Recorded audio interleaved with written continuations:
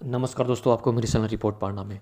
दोस्तों, अगर आप स्टूडेंट हैं या फिर हाउस वाइफ है और आप कोई पोस्ट ऑफिस में अच्छा सा स्कीम खोज रहे हैं जिसमें थोड़ा थोड़ा पैसा जमा कर एक बहुत बड़ी रकम आप बनाना चाहते हैं, तो दोस्तों पोस्ट ऑफिस की रिकरिंग डिपॉजिट स्कीम आपके लिए बहुत ही खास स्कीम है।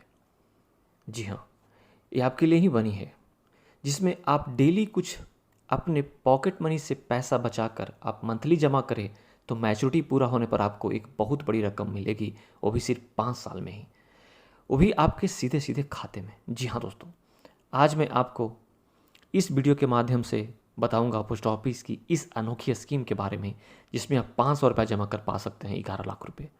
क्योंकि दोस्तों पूरे भारत में पोस्ट ऑफिस के सारे सेविंग स्कीम में सबसे ज़्यादा आपको इंटरेस्ट रेट देखने को मिलता है बैंकों की तुलना में, और पोस्ट ऑफिस के सारे स्कीम में जमा की गई राशि पूरी तरह से 100% सरकारी गारंटीड के साथ सुरक्षित रहती है। लेकिन लोगों की जानकारी नहीं होने के कारण से इसका फ़ायदा नहीं उठा पाते।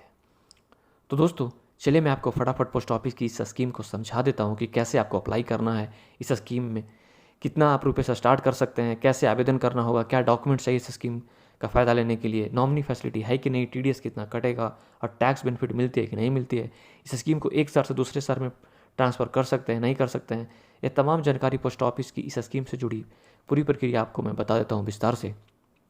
और दोस्तों अभी तक मेरे इस चैनल रिपोर्ट पांडा को सब्सक्राइब नहीं किया है तो प्लीज़ कर लें। दोस्तों चलिए जान लेते हैं पोस्ट ऑफिस की इस महत्वपूर्ण स्कीम 2024 के बारे में।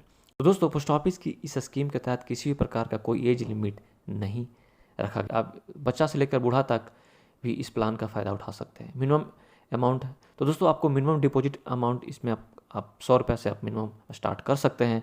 अगर आप 100 रुपये से ज़्यादा जमा करना चाहते हैं तो आप फिर आपको 10 के मल्टीपल में आपको जमा करना होगा, जैसे 110, 120। वही दोस्तों मैक्सिमम अमाउंट जमा करने की कोई लिमिट नहीं है, मैक्सिमम डिपॉजिट की कोई लिमिट नहीं है, आप जितना चाहे उतना आप जमा कर सकते हैं। दोस्तों इस प्लान के तहत आप पैसों का भुगतान कैश या फिर चेक से आप कर सकते हैं। दोस्तों पोस्ट ऑफिस के आरडी प्लान को आपको 5 साल के लिए लेना आवश्यक है। यदि आप इसे आगे भी जारी रखना चाहते हैं तो आप 5 साल की फिर से आरडी ले सकते हैं। पोस्ट ऑफिस में सबसे अच्छी स्कीम है कि आप कितनी भी आरडी ले सकते हैं। यदि आप आरडी प्लान के तहत पैसा समय सीमा अनुसार नहीं जमा कर पाते हैं तो आपको हर महीने उस पर 1% की पेनल्टी लगेगी, जैसे कि 10,000 पर आपको 100 रुपये पेनल्टी देना पड़ेगा। दोस्तों इस स्कीम में अच्छी बात यह है कि आप इस स्कीम को एक शहर से दूसरे शहर में आप ट्रांसफ़र कर सकते हैं। नॉमिनी फैसिलिटी अवेलेबल है दोस्तों, आप अपने फैमिली मेम्बर को आप नॉमिनी एज ऐड कर सकते हैं। इस स्कीम के तहत आप लगातार 4 किस्तें नहीं भरते हैं तो आपका अकाउंट बंद कर दिया जाएगा, लेकिन फिर भी इस अकाउंट को रीओपन करवाने के लिए आपको 2 महीने का और अतिरिक्त समय दिया जाएगा। दोस्तों प्री विड्रॉल और लोन फैसिलिटी भी अवेलेबल, किसी इमरजेंसी आवश्यक होने पर आप अपने post office recurring deposit account के आधार पर आप लोन ले सकते हैं, लेकिन यह सुविधा आपको कुछ शर्तों के आधार पर मिलेगा, जैसे कि आपका रिकरिंग डिपॉजिट अमाउंट कम से कम 1 साल पुराना होना चाहिए। अकाउंट में लास्ट फाइनेंशियल ईयर के अंत तक जमा हुई रकम का 50% तक आप लोन ले सकते हैं।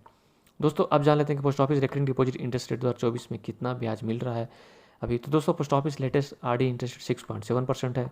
दोस्तों अब जान लेते हैं रिटर्न्स के बारे में। तो दोस्तों अगर कोई स्टूडेंट या फिर हाउस वाइफ डेली 500 रुपया जमा कर यानी मंथली 15,000 रुपये जमा करता है 5 ईयर्स के लिए, 5 सालों के लिए, तो इंटरेस्ट रेट 6.7% के हिसाब से उस व्यक्ति को मिलेगा 10,70,487 रुपया मिलेगा, यानी कि 11 लाख रुपया के आसपास लगभग।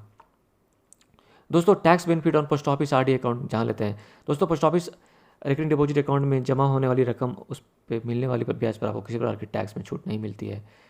How to open RD account in post office. तो दोस्तों आप किसी भी नियरेस्ट पोस्ट ऑफिस में जाकर इस आरडी अकाउंट को खुलवा सकते हैं। इसके लिए आपको डॉक्यूमेंट्स में देना पड़ेगा Aadhaar card, PAN card, 2 passport size photo. तो दोस्तों आज के लिए इतना ही। उम्मीद करता हूँ कि आज की जानकारी आपके लिए वैल्यूएबल होगी। तो आप मेरी इस वीडियो को लाइक करें, कुछ डाउट्स है तो कमेंट कर पूछ सकते हैं, और दोस्तों मेरे चैनल रिपोर्ट पांडा को सब्सक्राइब जरूर करें। Thank you.